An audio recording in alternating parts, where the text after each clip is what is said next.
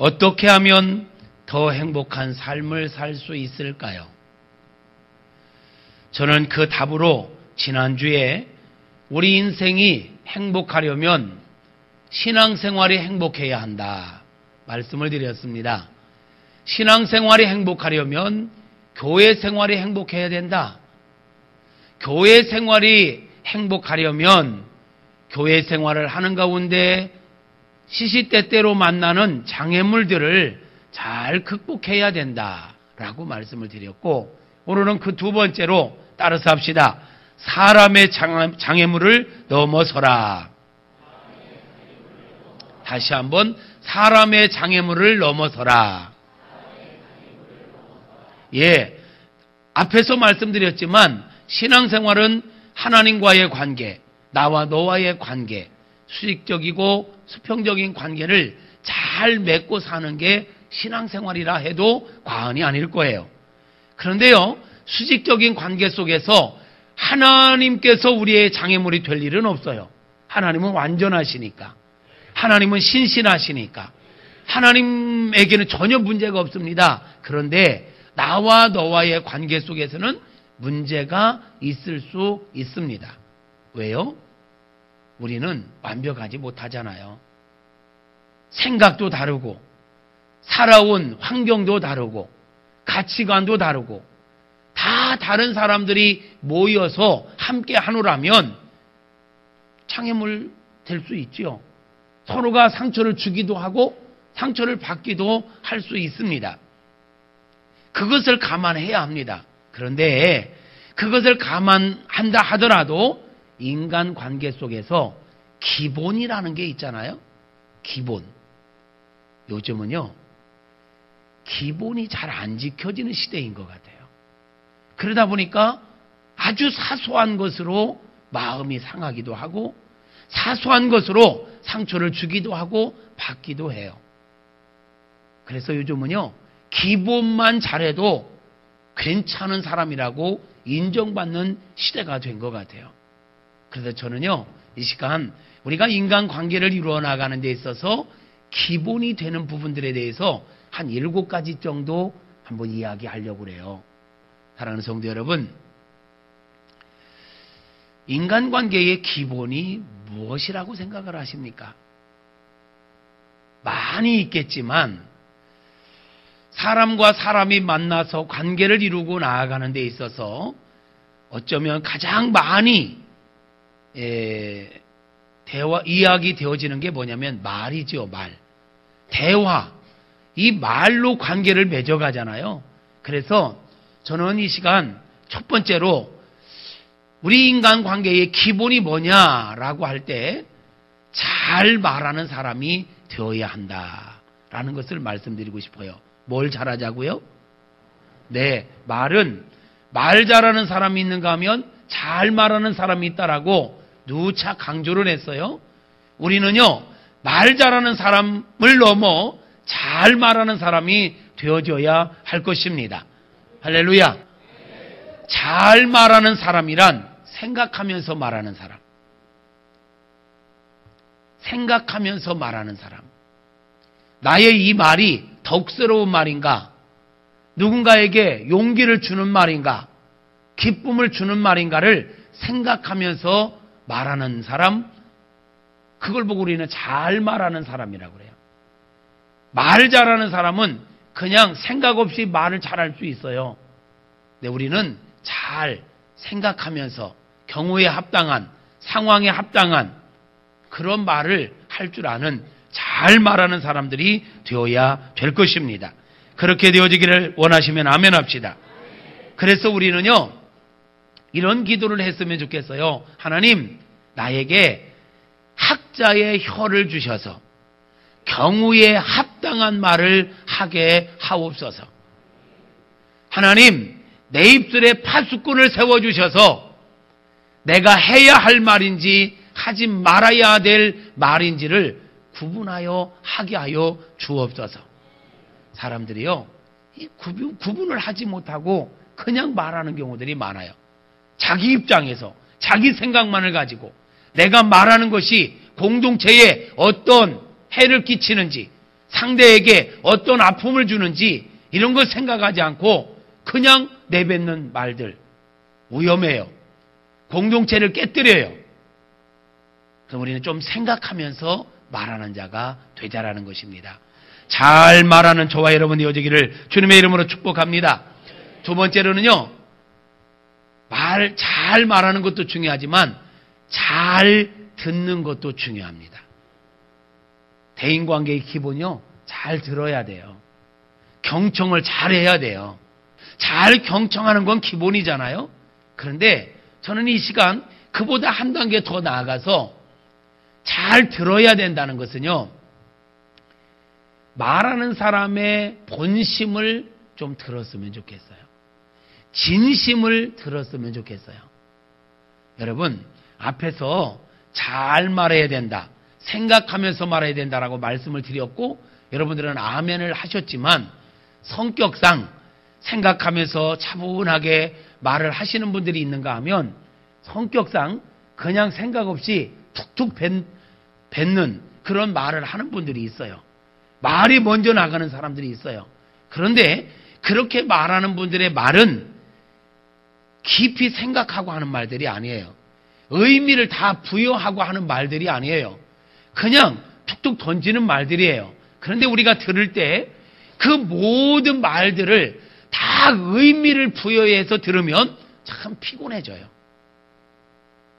그냥 생각 없이 그냥 툭 던진 말인데 그 말에 의미를 부여해서 왜 저렇게 말할까? 어떤 의도로 말했을까?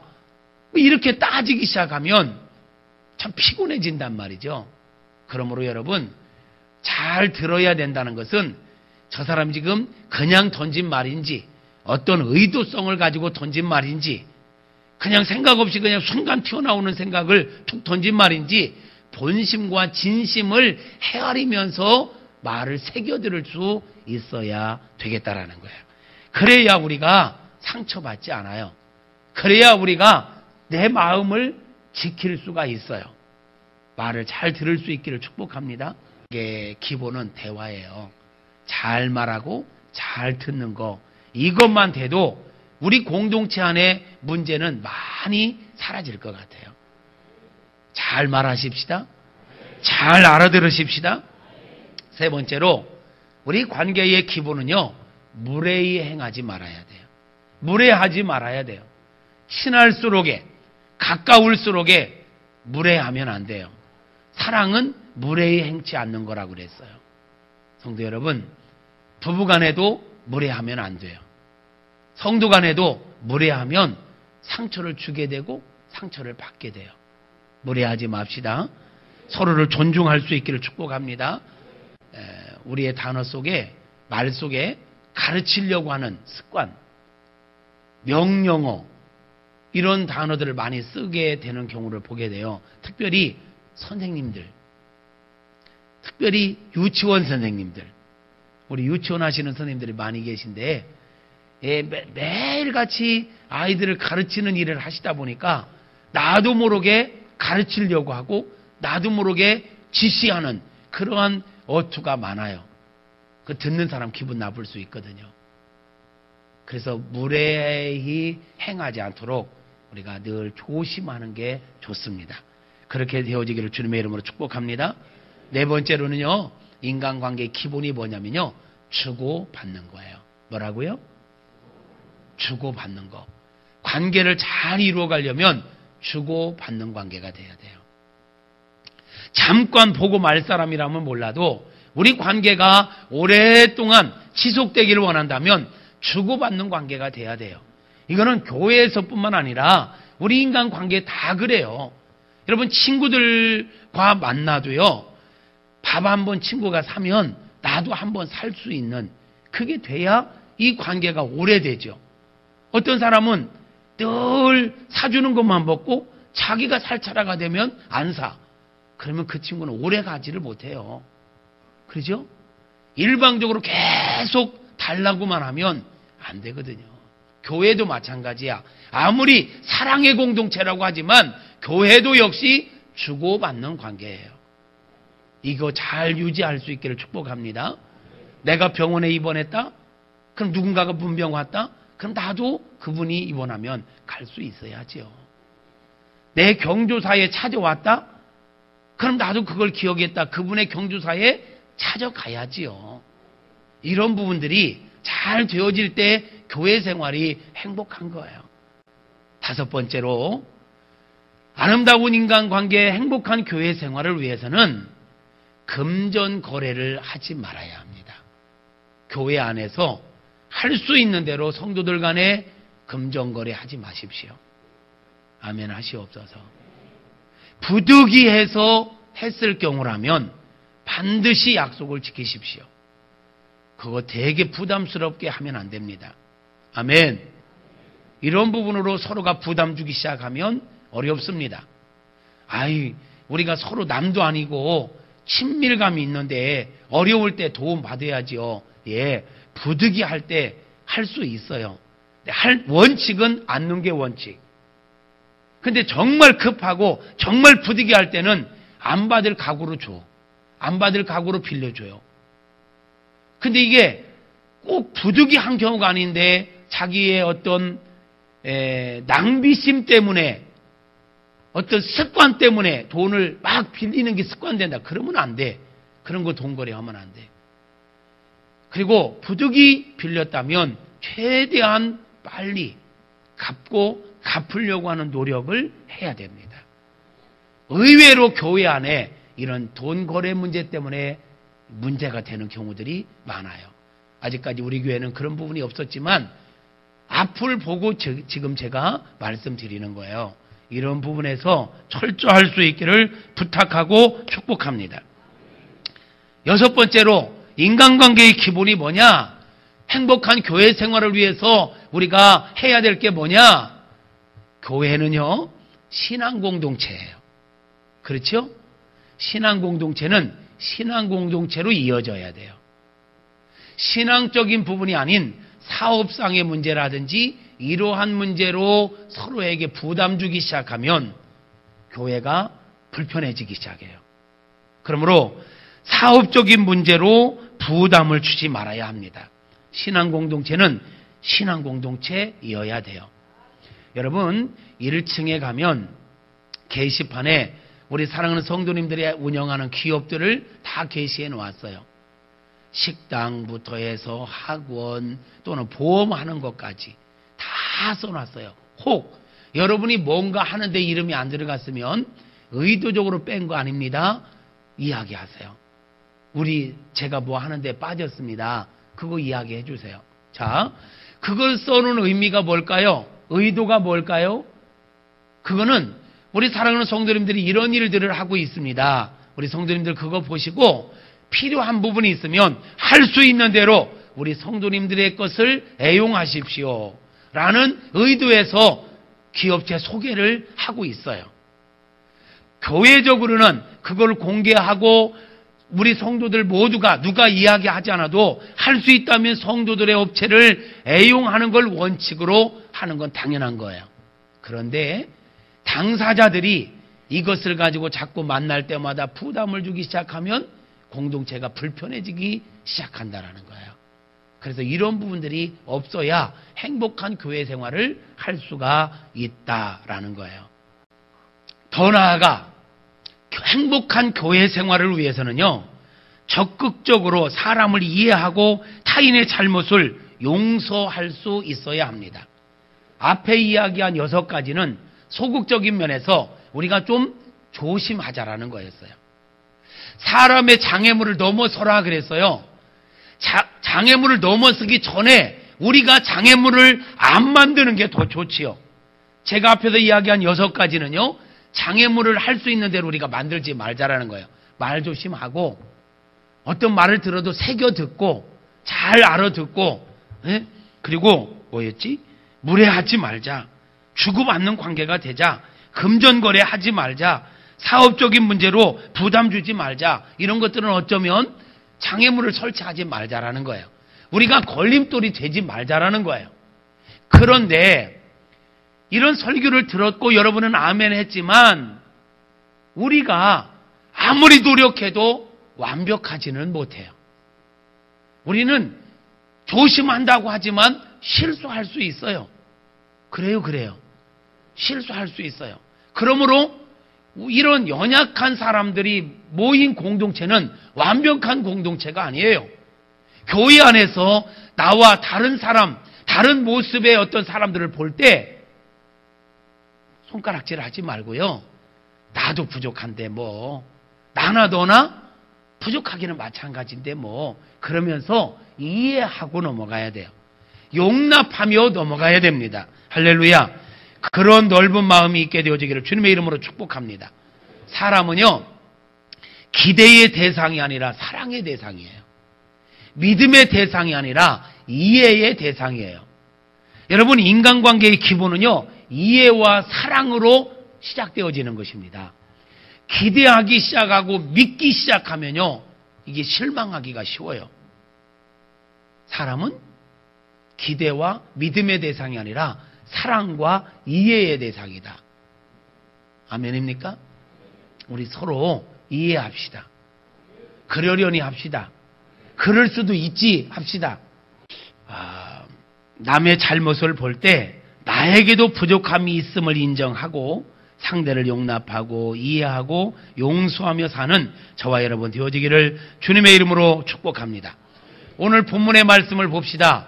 예수님께서 가르쳐 주신 기도의 일부분 마태복음 6장 12절 말씀을 보면 이렇게 말씀합니다. 함께 읽겠습니다. 시작. 우리가 우리에게 죄 지은 자를 사하여 준 것 같이 우리 죄를 사하여 주시옵고. 잘 보세요.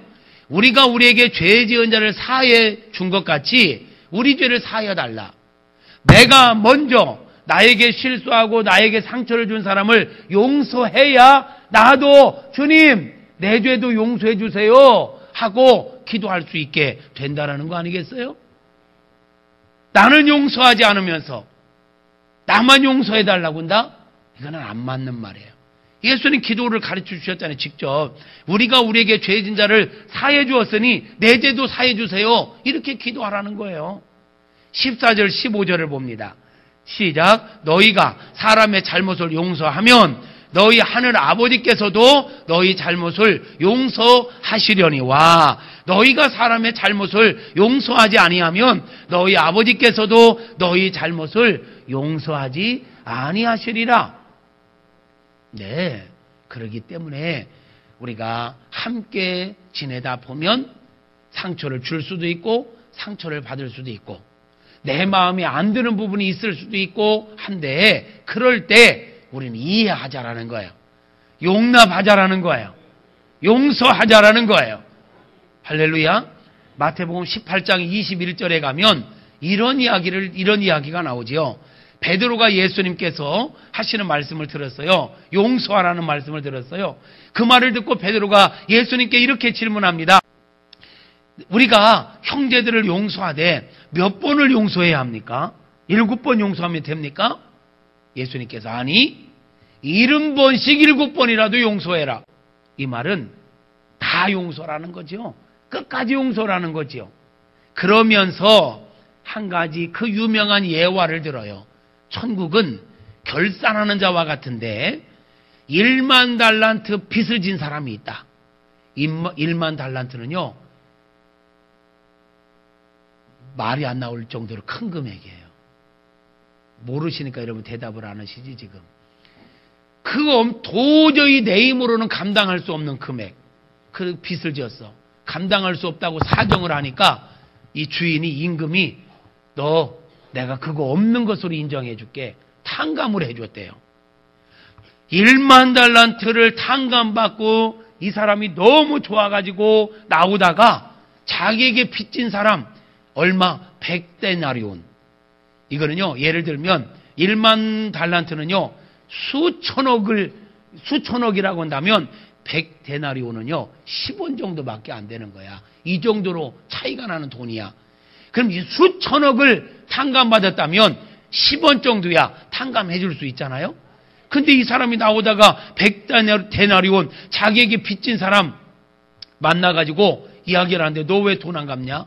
근데 우리가 지금 10원도 갚을 상황이 안 된다. 좀 기다려줘라. 사정을 하는데 막 욕을 하면서 성경이 욕했다는 얘기는 없어요. 근데 상황상 너는 인간이 빌려갈 때는 막 아쉬운 소리 하면서 빌려가더니 갚을 때 되니까 아쉽냐 인간아? 이러면서 구박을 하고 막 가두겠다는 거야. 그런 상황을 이 1만 달란트 탕감해 준 측근의 사람이 본 거야. 그리고는 가서 일렀어. 아니 임금님께 1만 달란트 탕감받은 사람이 나가다가 자기에게 100데나리온 아주 조금 빚진 사람 만나더니 아주 쥐잡듯 잡던데요. 용서를 하지 않던데요. 그래? 그런 놈이냐? 다시 잡아와라. 이런 얘기가 나와요. 그러면서 35절 마태복음 18장 35절에 이렇게 말씀합니다. 너희가 각각 마음으로부터 형제를 용서하지 아니하면 나의 하늘 아버지께서도 너희에게 이와 같이 하시리라. 용서하지 않는다라는 거예요. 사랑하는 성도 여러분, 우리는요 하나님께요 1만 달란트보다도 더 큰 죄를 용서받은 사람들입니다. 아무 조건 없이. 우리 하나님은요 저와 여러분의 죄의 문제를 해결하기 위해서 독생자 예수 그리스도를 십자가에 못 박아 죽이기까지 하셨습니다. 그런데 우리가 똑같은 사람들인 우리가 누군가의 실수, 누군가의 잘못을 용서하지 않는다면 조금 전에 예를 들었던 비유를 통해서 말씀하셨던 그 사랑과 다를 바가 무엇이겠냐라는 거예요. 사랑하는 성도 여러분, 인간관계의 기본은요 서로를 이해하고 서로의 부족함을 이해하고 용납하는 것부터 시작되는 것입니다. 우리가 아무리 노력해도 우리는 부족해요. 연약해요. 그것을 감안하고 이해하고 용납하면서 아니 오히려 그를 축복하면서 그런 성숙함으로 나아가는 우리가 되어야 될 줄로 믿습니다. 사랑하는 성도 여러분, 우리가 행복한 교회 생활을 하려면 사람들과 바른 관계를 맺고 살아야 합니다. 사람들과 바른 관계를 맺고 살려면 소극적으로는 우리가 서로 조심할 것은 조심해야 합니다. 잘 말합시다. 잘 들읍시다. 무례하지 맙시다. 주고받는 관계가 됩시다. 금전 거래를 하지 맙시다. 사업적인 문제로 부담을 주지 맙시다. 더 나아가 사람의 한계를 인정하고 이해하고 용납하고 용서하고 더 나아가 축복하는 그런 아름다운 공동체를 이루는 저와 여러분 모두가 되어질 수 있기를 주님의 이름으로 축복합니다. 올해 우리 교회 표어가 뭐지요? 제자되고 제자 삼자. 우리가 제자로 살아간다라는 것은 성경 공부를 많이 한다고 해서 제자가 아니에요. 기도를 많이 한다고 해서 다 제자가 아니에요.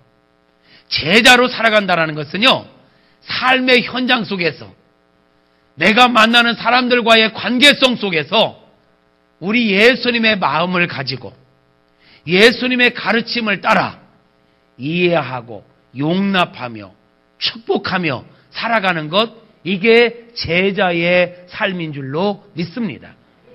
기도는 열심히 하는데 말씀은 많이 읽는데 사람들을 용서하지 않는다.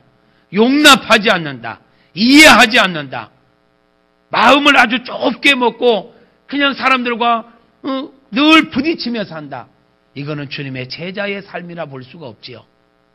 주님의 제자로서의 삶은 나의 삶을 통해서 주님의 향기가 나고 나의 삶 속에서 그리스도의 얼굴이 드러나야 될 것입니다. 그렇게 살아가는 저와 여러분 되어지기를 주님의 이름으로 축복합니다.